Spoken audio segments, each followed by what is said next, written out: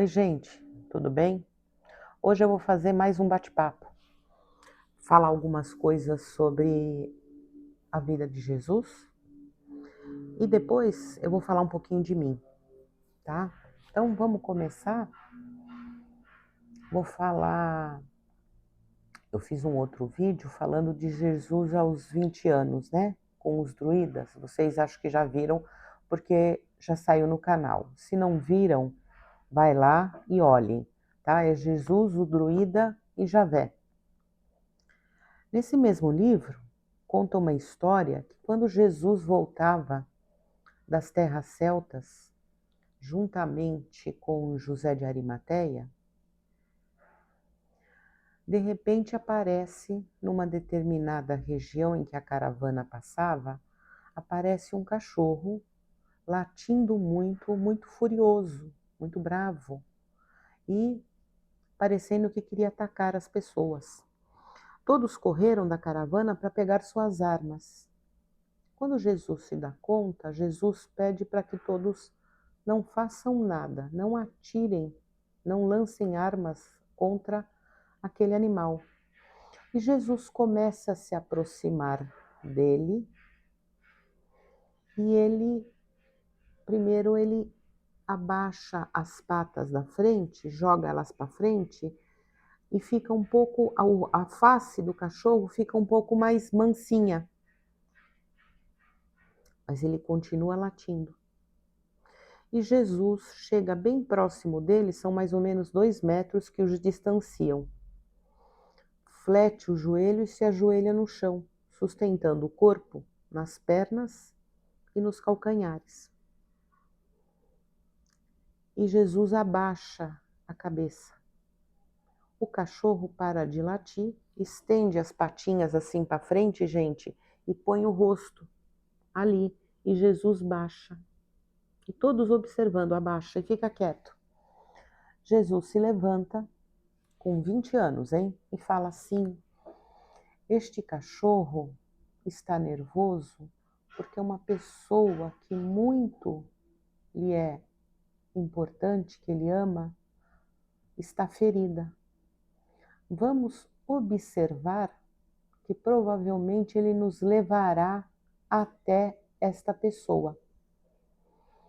O cachorro começou a andar e todos começaram a segui-lo, não só Jesus, como os da caravana.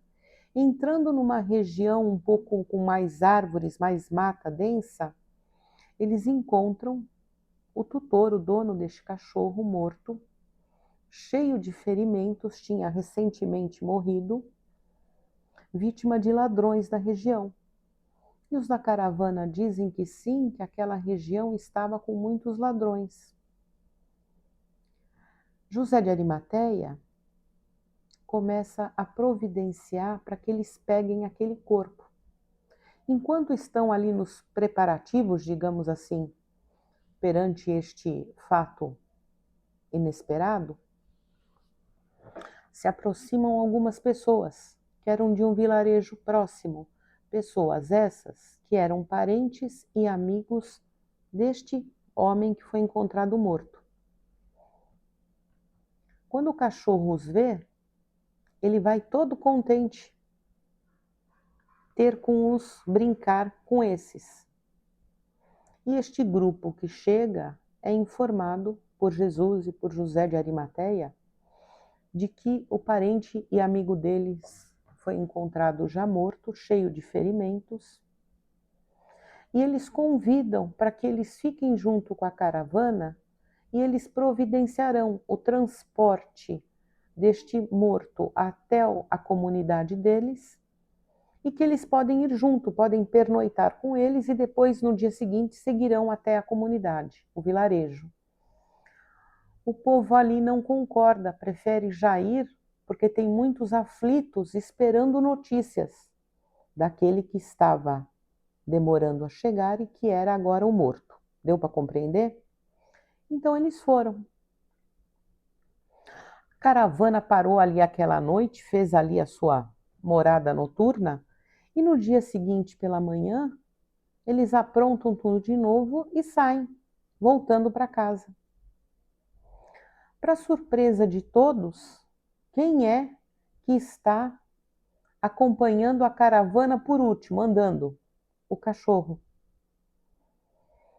E Jesus, quando o vê, vai até ele e ele vem todo brincalhão, abanando a cauda e abaixando a cabeça para que Jesus o acaricie e converse com ele.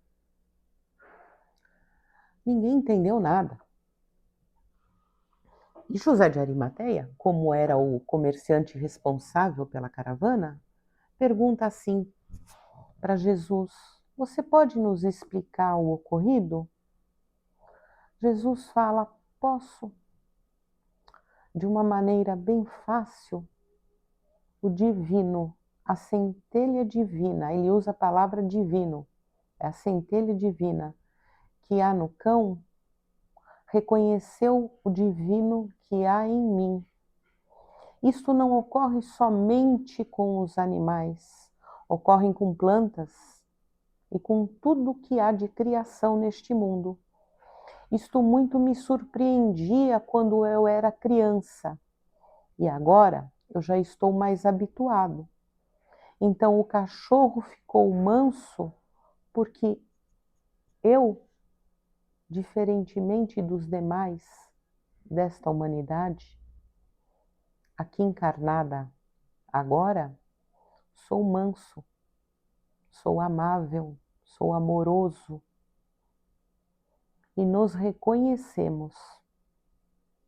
E ele se portou de maneira diferente comigo exatamente por isso.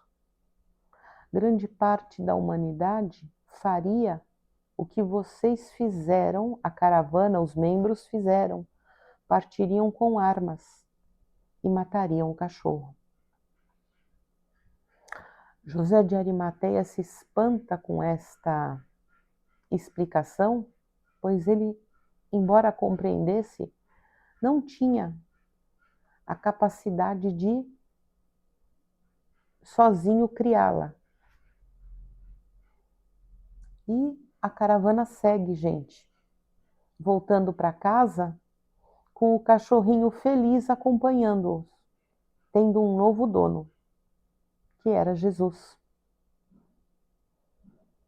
Eu vou contar mais uma passagem para vocês, e essa é mais conhecida. Quando Jesus, mais novo, aos 12 anos, acompanha sua família, seus pais e alguns outros, que vão sempre a Jerusalém na época da Páscoa.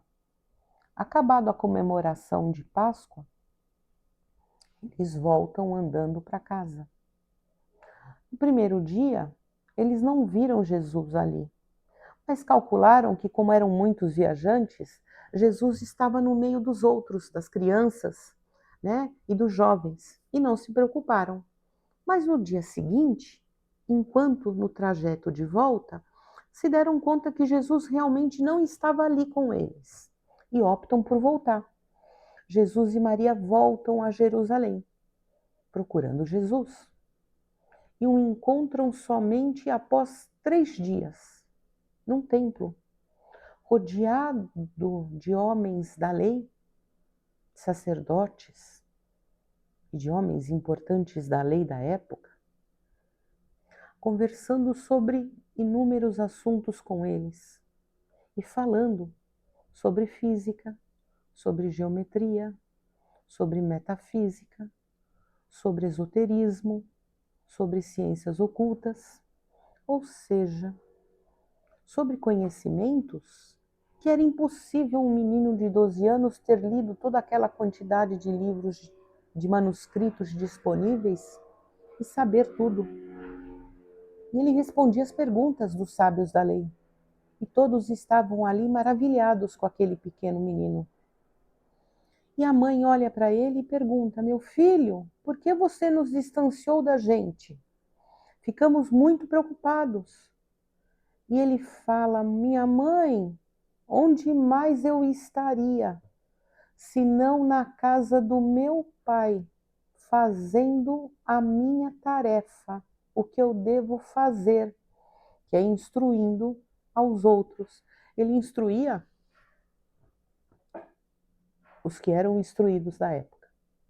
perante o tamanho do seu conhecimento.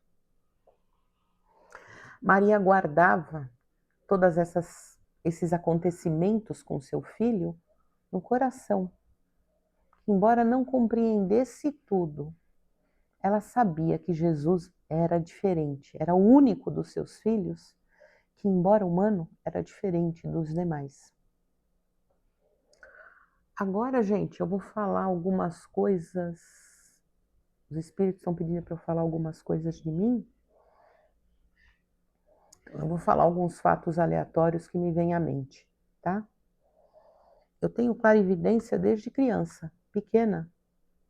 Com 3, 4 anos, eu já tinha clarividência e com muita frequência eu via Jesus, principalmente quando eu passava na frente dos espelhos. Não só Jesus, eu via durante muitos meses, eu passava e via um homem que me lembrava Jesus, com cabelos longos, como aquele Jesus que era conhecido na época e ainda hoje, conforme ele é expresso em estátuas de gesso nas igrejas, principalmente católicas. Então, eu via um homem muito magro, de cor branca, uma face muito tranquila, muito amável, os cabelos mais longos, mais ou menos aqui, lisos, mais ondulados, os olhos claros, eram azuis os olhos. Eu não sei se Jesus tinha olho claro, mas eram olhos claros que eu via, não importa. Porque para mim ali esse não era Jesus. Embora eu assemelhasse a Jesus,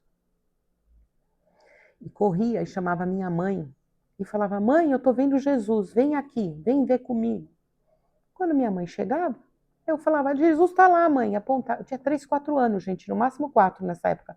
Eu apontava um espelho que tinha no quarto, no meu quarto e do meu irmão, que nós dormíamos juntos. Nós morávamos numa casa térrea, onde era um quarto bem amplo e tinham 2 camas, minha dele. E a minha irmã, que era recém-nascida, acho que já nessa época, se ela não tinha nascido, ela estava nascendo. Ela dormia no bercinho. Moisés, né? Que era de palha. De palha não, de palha. Que eu lembro também disso. E aí, quando eu chegava no espelho, eu mostrava para minha mãe. Eu falava: mãe, Jesus não está mais aqui. Mas ele estava. E eu ficava ansiosa naquela expectativa. Minha mãe nunca via nada. Não era clarividente, não é? E o tempo foi passando. E toda vez que eu via esse moço, esse homem, eu o associava a Jesus. Por quê? Pela fisionomia, tá? E aí, um dia, esse homem, ele aparece para mim, ele tá com os cabelos molhados, como se ele tivesse saído do mar, da piscina. E fala assim para mim: esta é a última, tinham 4 anos, esta é a última vez que você me vê. Um dia, ao longo de sua vida, você entenderá por que você está me vendo. Mas esta é a última vez que eu apareço para você. Como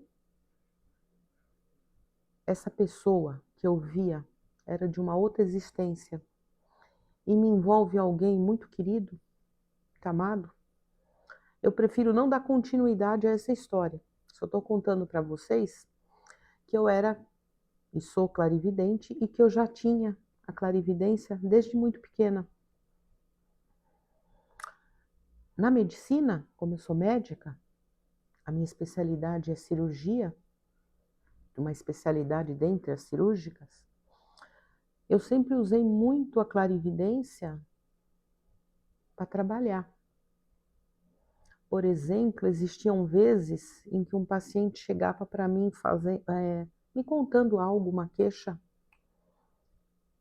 mas eu sabia que o problema dele não era aquilo, era outro, porque eu via. Deus me mostrava pela clarividência, e minha clarividência durante grande parte da minha vida, eu sempre via os espíritos como se fossem encarnados. Hoje eu vejo muito mais na tela mental, mas antes eu via muito como se fossem encarnados. Teve uma época em que eu estendi a mão assim, ó, gente, porque eu não sabia distinguir se era encarnado ou desencarnado.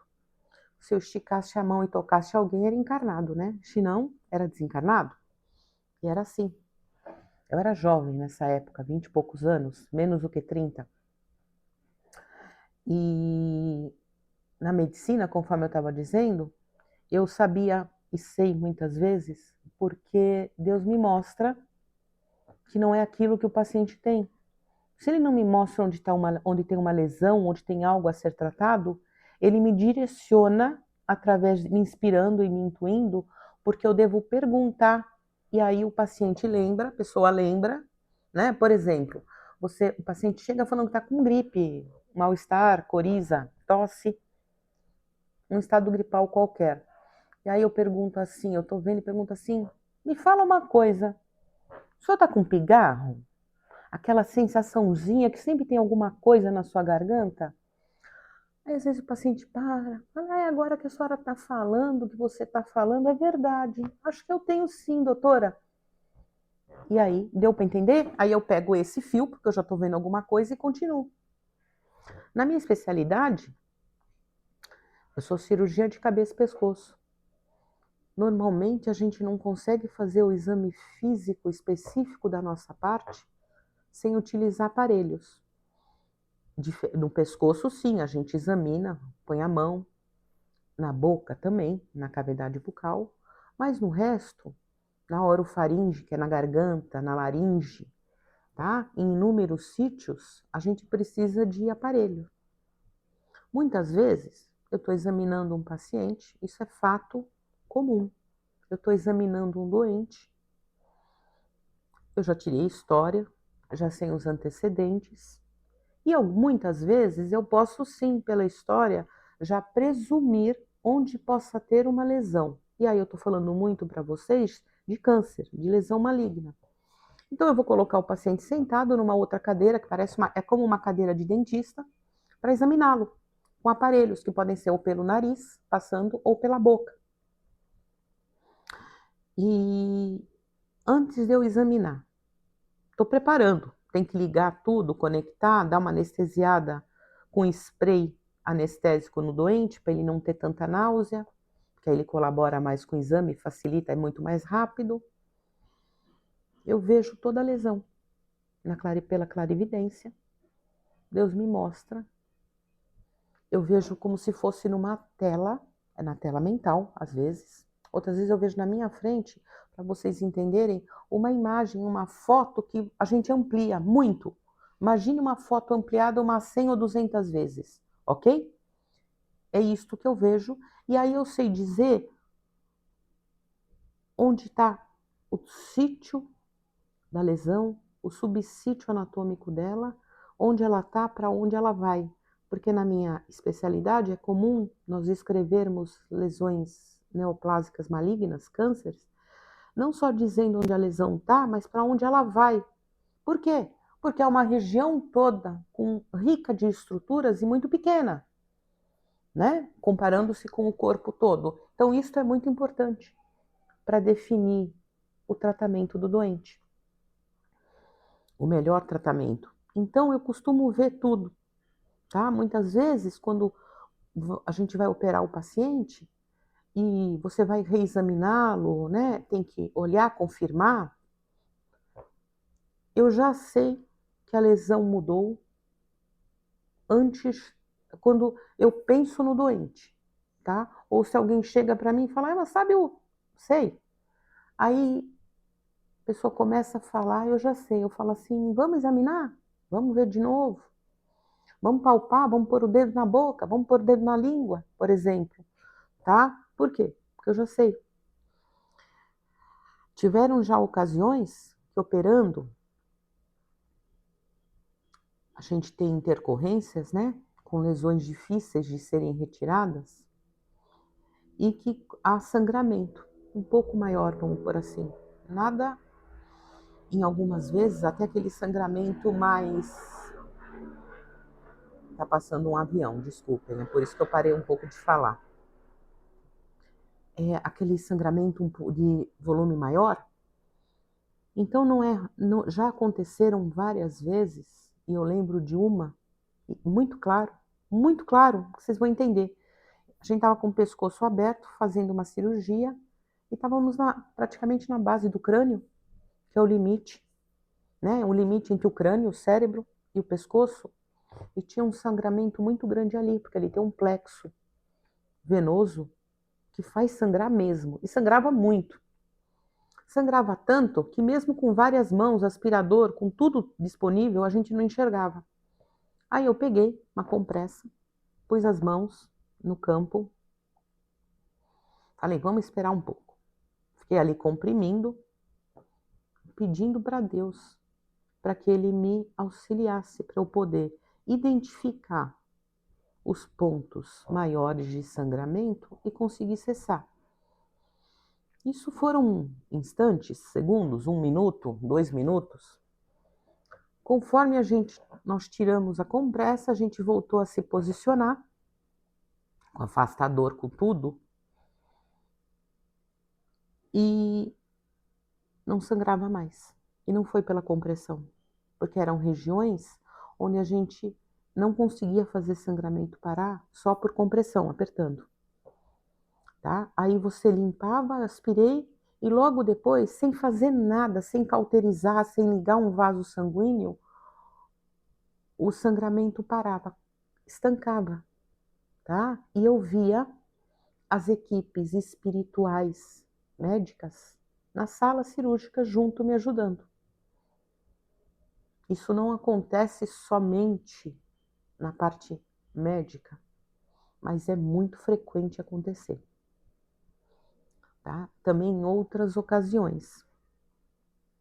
Teve uma vez que a gente foi viajar, eu estava com a minha irmã, a gente foi fazer esses bate e volta, sabe, rapidinho, de 2 dias, pra gente só dar uma espairecida.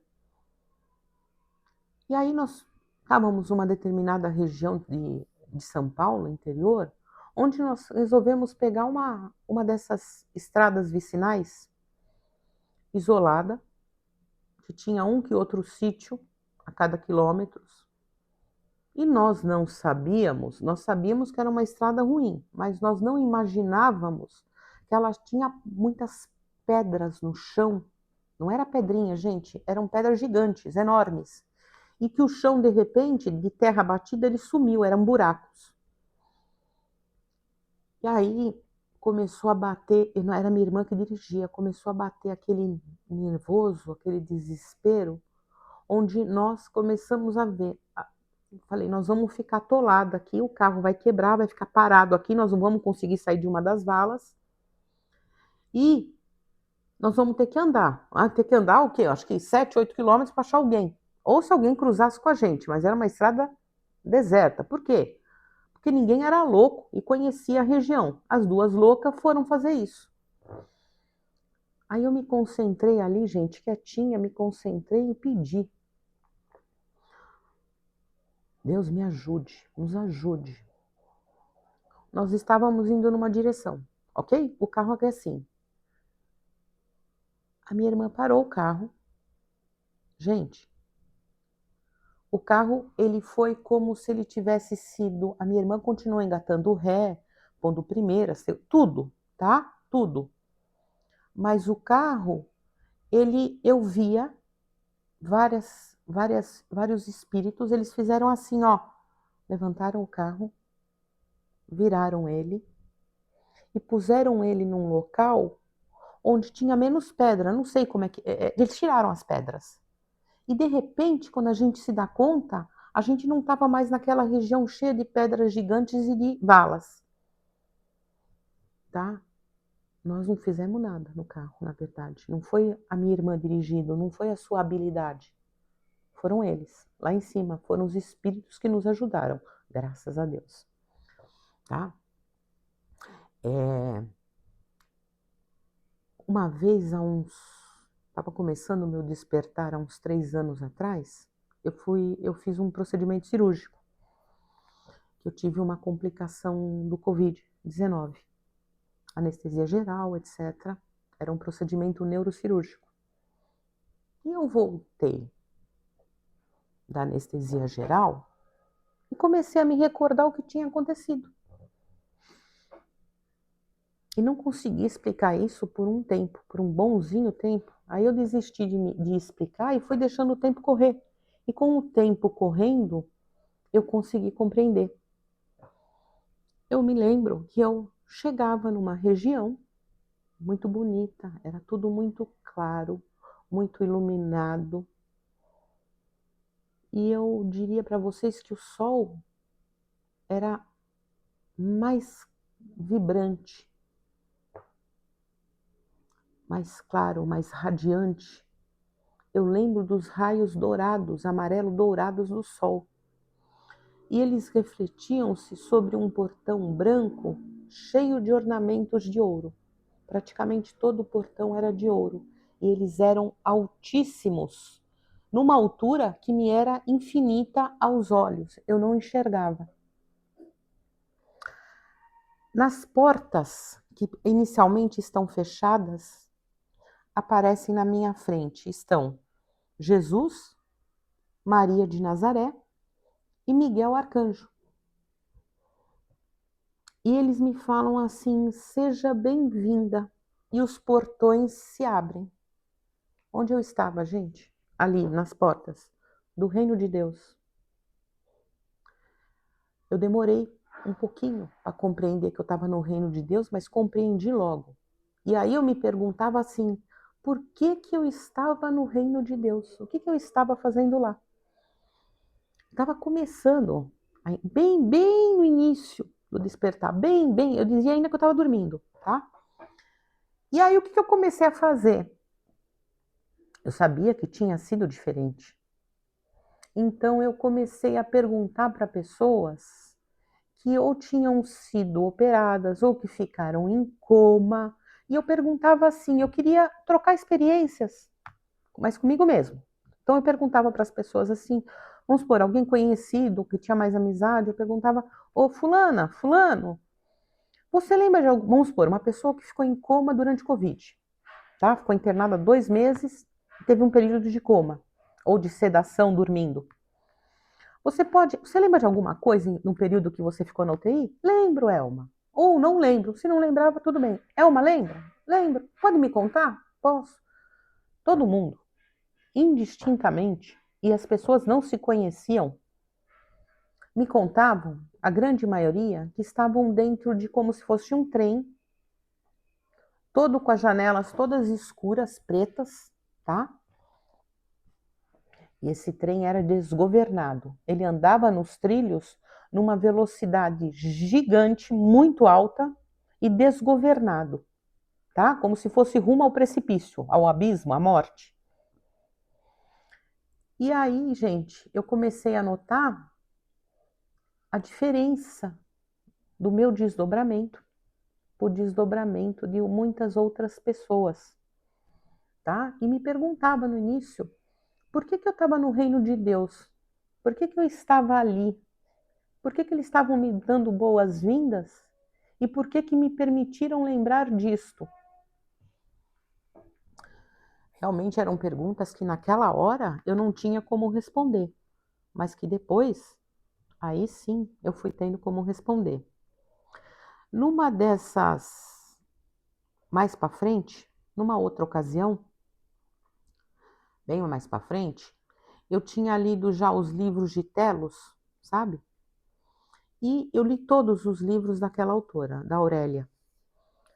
E num deles, ele fala sobre alguns rituais, tá? E eu trabalhava num hospital nessa época, em que eu costumava conversar com alguns amigos, médicos e não médicos, vamos colocar assim, sobre o que eu estava lendo, o que estava acontecendo com a minha mediunidade, pessoas mais próximas, mais amigas. Porque eu sou muito reservada, muito quieta. E aí, 2 amigas minhas se entusiasmaram de uma tal maneira que me falaram assim: "Doutora, vamos tentar, enquanto a senhora está aqui no hospital, em tal dia, tal dia, tal dia, vamos tentar achar um horáriozinho para a gente conversar um pouquinho?". Então eu deixava com que elas ficassem livres, pudessem ir embora para casa, e a gente se reunia numa sala, tá, durante uns 40 minutos. E depois que eu li esse ritual, eu comentei com elas, falei assim: "Eu estou sentindo que eu tenho que fazer isso com vocês, vamos fazer?". Então, de maneira geral, gente, nesse ritual, eu tinha que ter uma pedra, que era uma pedra solicitada.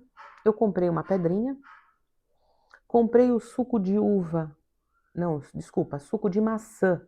É que uma vez eu não achei o de maçã, comprei o de uva. E eles pediam para ser suco de maçã, mas que não tinha obrigatoriedade, poderia até ser água. E inicialmente era assim, tinha que ter uma cadeira, a cadeira da ascensão.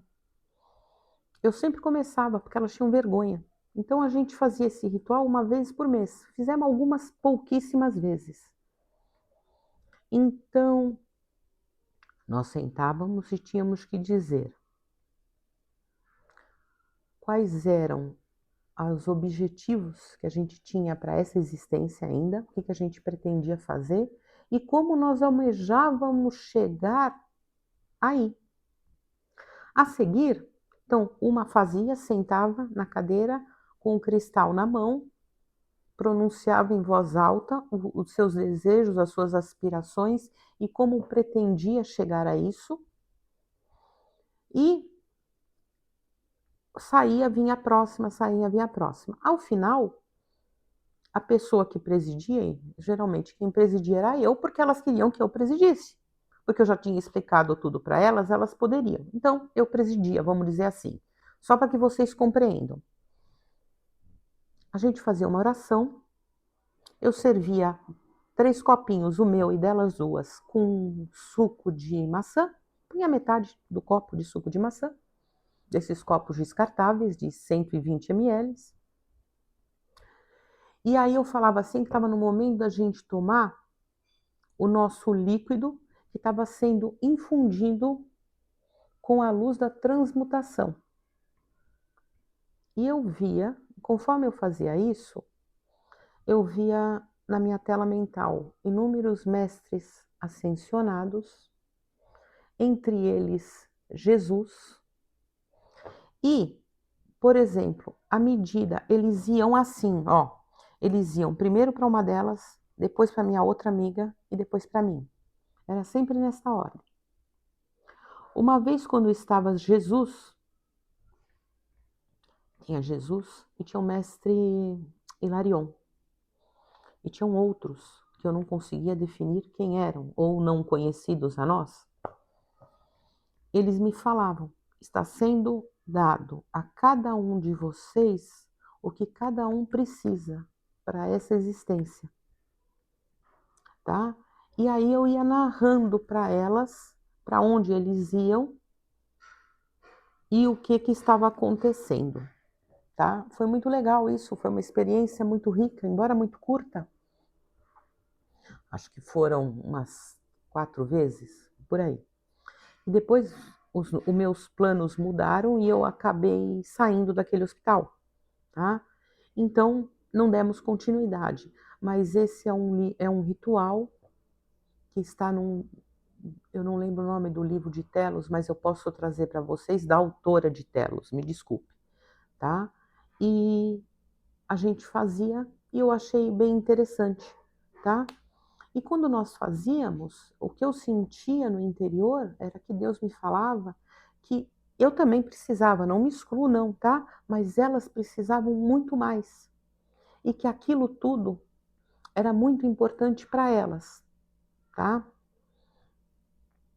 Porque eram pessoas que estavam na Matrix, gostavam de Deus, amavam a Deus e a Jesus, mas ainda levam as suas vidas de Matrix, tá? Deixa eu ver, contar mais alguma coisa para vocês, tem tanta coisa. Então, durante o meu despertar também, eles estão pedindo para eu contar mais isso, tá? Meu processo de despertar começou mais ou menos quando eu vi no YouTube, apareceu, eu não tinha nem o hábito de ver muito o YouTube. Um dia eu resolvi abrir e me apareceram 2 vídeos de Exu do Pedro, na outra casa. E a espiritualidade sabia que os Exus iam me chamar a atenção. Então eu abri e olhei um nome de um Exu que eu nunca tinha ouvido falar. Olhei um outro nome. Primeiro eu conversei com um colega que trabalhava comigo e perguntei para ele. Aí ele falou, olha, eu não conheço, mas existem muitos Exus. Olha aí, a minha pergunta de imbecil, né, na época. Você já viu? Não conheço, nunca vi, mas existem muitos que a gente nunca ouviu falar. Eu abri os vídeos, comecei a ver. Aí você vai ao longo, aí eu comecei a maratonar os vídeos, né? Todo dia eu assistia o vídeo que saía do dia, mais os anteriores. Tinha uma porrada de vídeo anterior para eu ver. Muito, muito. Eu maratonei um modo de eu dizer para vocês, eu escutei todos, ouvi todos com atenção, e eu voltava naqueles que eu necessitava ouvir de novo, tá? Ou que o assunto me chamasse atenção, ou que eu sentia que eu não tinha pegado tudo do que era preciso. E nisso eu estava começando a estudar, a ler, tinha voltado a ler, tá? A estudar. Então eu estava assim, mais ou menos cega, andando. E um dia, por várias circunstâncias, que agora não vem ao caso, eu tinha contato telefônico, por Telegram, pelo WhatsApp, com algumas pessoas da outra casa. Uma dessas era a Jaciane. Jaci, que vocês conhecem do canal? Então, não conhecia não, pessoalmente, tá? Por telefone. Aí um dia, eu tô no carro dirigindo, era à tarde. Eu me lembro que eu estava numa rua movimentadíssima, tá? Movimentadíssima de São Paulo, uma rua grande, movimentadíssima, tá? O trânsito caótico, como é o habitual. E eu tô no Viva Voz. O celular tá conectado no carro, no Viva Voz, e conversando com Jace. De repente, Jace, quem começa a falar através dela? Deus começa a falar através da Jace. Porque Deus fala com os seus filhos da maneira que Ele quiser. Com uma criança, com um animal. E naquele dia, Ele escolheu a Jace. Então Deus me pediu, estava passando por algumas mudanças importantes profissionais, porque era quando eu estava começando a despertar. Então Deus queria me despertar e que eu saísse daquela vida que eu estava, ok? De Matrix. O que Deus fez? Me jogou do caminhão ribanceira abaixo. Então quando eu estava na ribanceira, com eles me segurando, tá? Você imagina que tua vida está mudando 360 graus e você está deixando ir. Eu sabia que eu tinha que deixar ir. E eu estava deixando ir. Mas tem aquela ânsia de querer controlar e entender tudo. E não é assim que as coisas acontecem, mas eu queria. Então, enquanto eu estava no telefone com Jace, tinha ligado para ela me ajudar em alguma questão. Alguma coisa, não lembro mais o que era. E Deus a utiliza como instrumento e fala para ela, olha, você tem que fazer uma constelação familiar. E você, tá bom. Eles conheciam gente muito querida deles ali, e que me passou também a ser muito querida perante o auxílio que ela me deu, porque na primeira sessão ela fazia assim, a constelação familiar, e vamos colocar assim o nome que ela mesma dava, uma terapia rápida. Era tão rápida, gente, que foi em 4 ou 5 sessões. O que era isso? Era o que eu precisava resolver para o meu despertar. Ou seja, eram 2 questões. Uma com um familiar meu e a outra com uma outra pessoa do trabalho. Ambas foram resolvidas. Então foram essas terapias, vamos dizer assim, onde a profissional, que era médium, ela trabalhava com o plano espiritual e com os conhecimentos que ela tinha adquirido fazendo a constelação familiar e os outros. Um fato engraçado que normalmente ela começava pela constelação, tá? Com todo mundo. E depois que ela ia para as terapias. Por quê? Porque todo mundo precisava. Mesmo quem era médium, quem não era, quem estava despertando, quem não estava, não importa. E aí eu acabava eu mesma levando algumas questões para ela, por exemplo, olha, Deus está me pedindo que eu falava para ela, Deus está me pedindo que eu tenho que resgatar os meus fractais. Então, numa dessas sessões, nós resgatamos fractais meus, tá? E aí eu vou contar o que para vocês fiz a constelação. Eu comecei pela ordem inversa.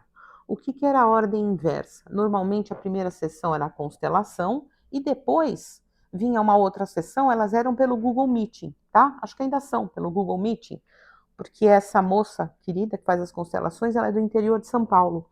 Então, uma primeira sessão era a constelação familiar, para resolver o que precisava ser resolvido, e depois vinha o resto, onde o plano espiritual, porque você quer, eu queria. Ele tira o que você tem de implante, de chip, de tudo. Ah, Elma, você tinha? Todo mundo tem. Todo mundo, a humanidade inteira. Tá? Compreendam que a humanidade inteira, ninguém é diferente. Por quê? Porque nós estamos no planeta Terra, estávamos inseridos na Matrix. Ok? Tiram tudo. Então, na minha primeira sessão, eles estão pedindo para eu contar para vocês um dos fatos. Esse é um deles. Eles perguntam, a espiritualidade começa trabalhando para que eu saiba qual era a minha origem cósmica, de onde eu vim. E aí, cada vez que era feita a pergunta, eu via na minha tela mental um extraterrestre. Na verdade, gente, eles não queriam mostrar as trevas, não queriam que eu continuasse no meu processo de despertar, não queriam que eu soubesse e não queriam sair dali, queriam continuar. Então chegou um determinado momento em que cada vez que eles se mostravam na minha tela mental que eu via, quem que era? Era um espírito trevoso com capacidade de metamorfosear o seu perispírito, de transformar, e ele se apresentava como um ser de Centauro, como um ser de Vegas, como um ser de Sírios, e assim vai, tá? E nunca era. Aí chegou uma hora que Métatron, o anjo Métatron, arcanjo Métatron, ele se manifesta e diz que será a última vez que eles vão solicitar que seja mostrado. E que tudo que estava sendo feito ali estava sendo feito pela minha vontade, pelo meu livre-arbítrio, e que eles sabiam disso e tinham que concordar. A partir daí, foi muito rápido, muito claro. Eu vi na minha tela mental constelação do cocheiro, e aí, dentre outras coisas, muitas outras coisas, me foi dito que o meu espírito vem de Capela. Eu não sou degradada, não, tá? Eu vim muito antes de Capela, muito antes, tá? E esse foi um dos fatos. Um outro fato que eles estão me pedindo para contar, porque eles estão colocando aqui na minha memória, trazendo à tona, é que durante a constelação familiar, eu tinha que resolver um problema, vamos dizer assim. O problema era meu, como eu via aquela pessoa, o que eu esperava dela e qual que era a realidade. E eu tinha me defrontado já recentemente com a realidade e aquilo tinha sido um choque para mim. Em imaginar como é que eu tinha convivido tanto tempo com algumas pessoas, realmente sem vê-las, tá? Sem vê-las. E numa dessas pessoas, quem está, vamos pôr, presidindo de novo essa palavra, só que para vocês entendam, era a moça médium responsável pela constelação. E ela ia falando junto com os espíritos e me perguntava: como é que você está vendo essa pessoa agora? E aí, num determinado momento, eu falo para ela: eu estou vendo essa pessoa toda como se ela fosse uma toda coberta de cera. Sabe cera de depilação? Ali, quando a cera está mole, quando você tira, né? E quando você passa na pele, a cera não endurece? Se você deixar essa cera lá, ela não vai começar a quebrar num momento? Parece que ela vai craquelar? Então, era isso que eu via. Só que eu não via numa parte do corpo. Eu via o espírito inteirinho da pessoa, cheio de cera, como se fosse todo de cera e toda craquelando. Craquelando e caindo os pedaços no chão.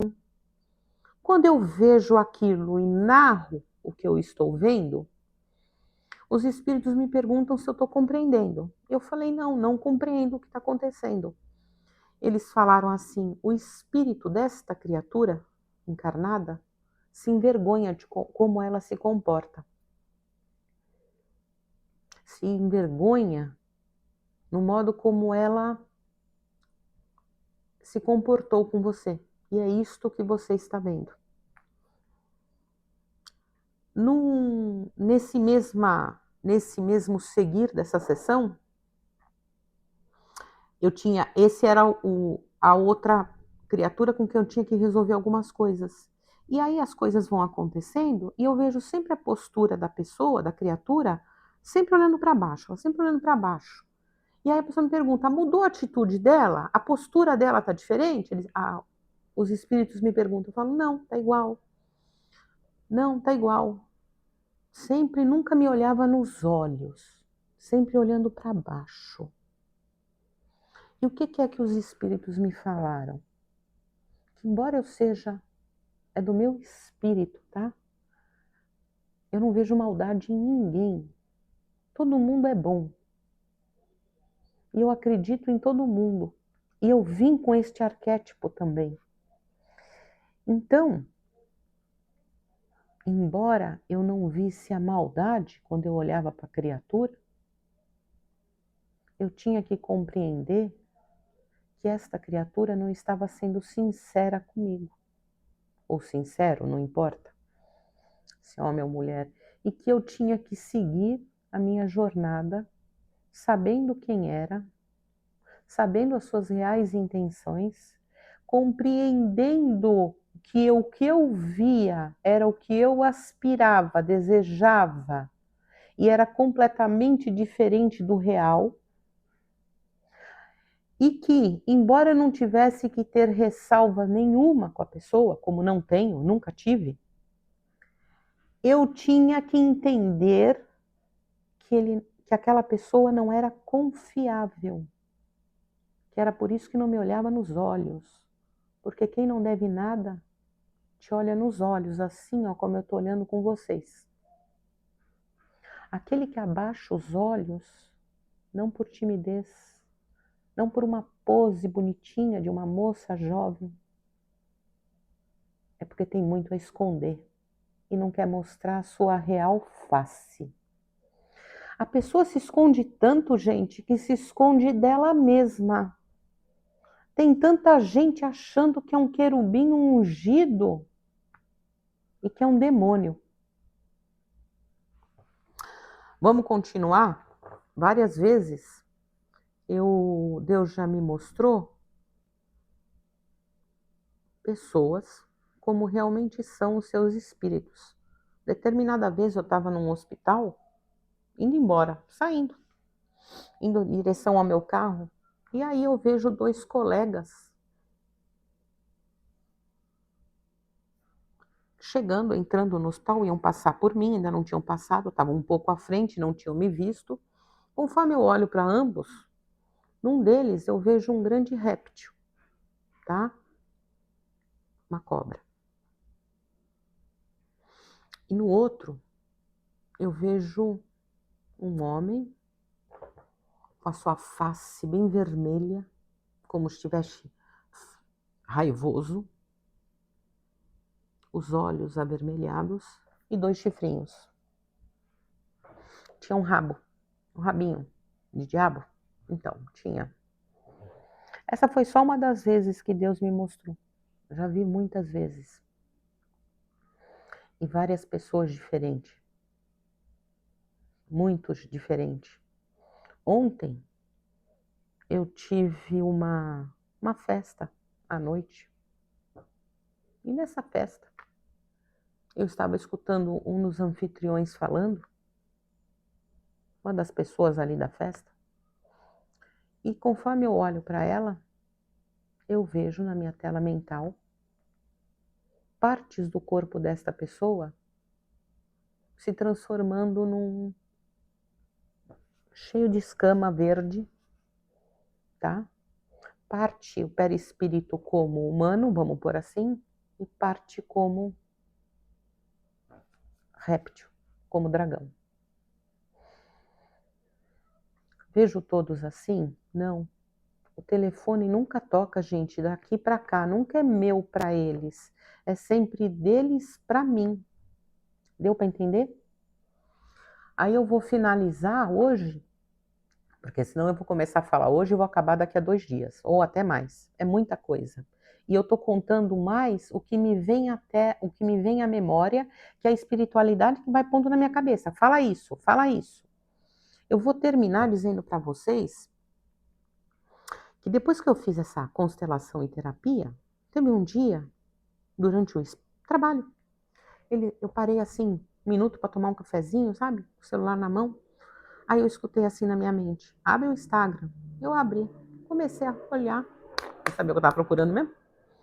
De repente aparece uma mulher lá. Se vocês quiserem, depois eu peço para a Michelle deixar o nome dela. E eles falaram assim para mim, clica aí. Eu cliquei. Dei uma olhada, vi quem era. É para você fazer isso aqui.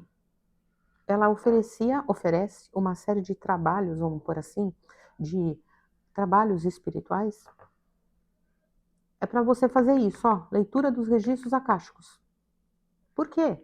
Porque esse era um modo que Deus tinha também de me despertar, me dizendo quem era. E este despertar foi sendo feito. Ok? Então Deus trabalha de muitas maneiras. Comigo e com muitos outros, certamente, ele trabalhou assim, tá? Então eu fui fazer a minha leitura de registro akáshico, entrei em contato com a moça, também não é de São Paulo, é do interior. E, gente, ela me explicou como funcionava, me falou qual era o valor de troca, enfim, tudo. E aí eu tinha que preencher, ela trabalha assim, eu não sei se os outros trabalham assim, porque ela foi a única pessoa com quem eu fiz leitura de registro akáshico. Eu preenchi uma folha, que é online, que eu encaminhava para ela, encaminhei a ela, onde eu punha o meu nome completo, a data do meu nascimento, e eu tinha que fazer uma pergunta. Eu tenho que fazer uma pergunta, que era obrigatória, para guiar esse registro, e tinha o direito de fazer uma pergunta secundária, que os espíritos responderiam ou não, de acordo com os objetivos desejados por Deus. Eu não fiz a pergunta secundária, eu fiz só a primária. Não foi exatamente essa, mas eu queria saber quem eu era. E aí, o que Deus me mostra? Eu vou dar a imagem para Michelle para vocês verem, tá? E vou pedir para Michelle colocar. Junto com a imagem, eu vou comentar um tequinho assim que eles estão pedindo para eu falar. Veio muita informação, tá? Muita informação. Então, o que é que eles me disseram? Como é que ela começa me descrevendo? Essa médium, ela vai entrando nos seus registros akáshicos. O que é o akasha? Imaginem, para quem está chegando agora e não sabe o que é o akasha, que seja uma grande biblioteca interdimensional, que não está aqui nesta dimensão conosco, onde estão registrados todas as nossas memórias do espírito. Ok? Isto funciona aqui para nós, no nosso universo e conosco. E ela entrava várias vezes no meu campo eletromagnético, e com a espiritualidade eles iam guiando-a e mostram para ela aos poucos tudo. Então o que ela vê e ouve e não compreende tudo, ela vai voltando até compreender, ok? Vieram uma série de símbolos que não é para eu dizer ainda que símbolos são esses, tá? E comandos estelares. E ela fala que ela começa me vendo no vácuo. Eu estou no universo, em uma região dela vê um vácuo, porque ela não vê mais nada, tudo escuro, e o meu espírito, inicialmente, o meu corpo de luz, aparece assim para ela, ó, com os braços abertos, e se fecha. Conforme ela abre os braços e eu fecho o meu corpo de luz, ela vê as asas, e a característica marcante é que meu corpo de luz inteirinho reluzia na cor verde, a cor da cura, o raio verde da cura de Hilarion. Então este é um dos meus raios que dominam em mim, é o raio verde da cura. E é esta uma das imagens e que esta profissional médium vê, e aí ela utiliza arte gráfica para fazer o desenho e nos envia, tá? É assim que ela trabalha. Então ela me enviou isto, então era para eu falar do meu corpo de luz, que era inteirinho, eu irradiava verde da cabeça aos pés do meu corpo de luz, tudo, as asas, o cabelo, tudo é verde, tá? Eu vou mandar a imagem para a Michele, eu acho que eu tenho ela ainda, vou mandar a imagem para mim, para que ela possa mostrar a vocês. Se ela não mostrar, é porque eu não consegui, tá bom, gente? E é para eu falar só mais uma coisa para vocês hoje que eles estão pedindo para eu dizer. Ao longo deste despertar, eu fui falangeira de Maria de Nazaré, tá? Trabalhava com Maria de Nazaré, resgatando espíritos, e dentre outras funções, que estão nas trevas, no abismo. Não há local do abismo onde os falangeiros de Maria não possam entrar. É só essa função? Não, mas essa é uma delas e muito importante. Além disso, Maria está em hospitais espirituais com suas falanges, tá? Com pombagiras, que são falangeiras dela e guiadas por Maria de Nazaré.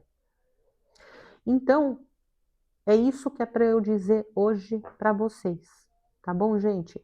Eu espero que vocês tenham gostado. Eu fui inspirada para fazer esse vídeo agora há pouco, eu resolvi fazer. E eu espero que seja útil muitas dessas informações a vocês. Um abraço e até o próximo vídeo.